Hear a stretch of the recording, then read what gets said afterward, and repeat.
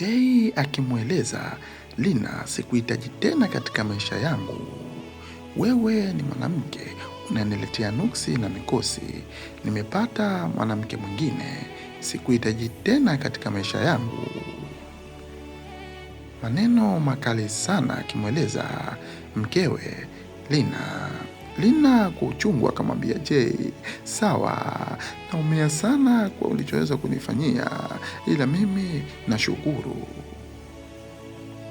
Nitakwenda kupambana na maisha yangu na imani ipo siku nitakuja kufanikiwa.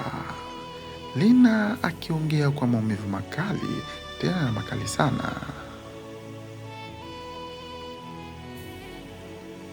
Basi bwana, baada ya mwaka mmoja kupita, anaonekana Lina akiwa katika ndinga, tena ndinga kali sana. Akiwa amefanikiwa sana katika maisha. Lina akionekana tena ni mwenye furaha sana, akirejea katika kijiji ambako alipokuwa akiishi zamani.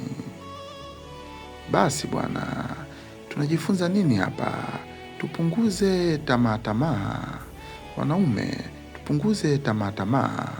Hebu tujaribu kuishi kwa kuvumiliana.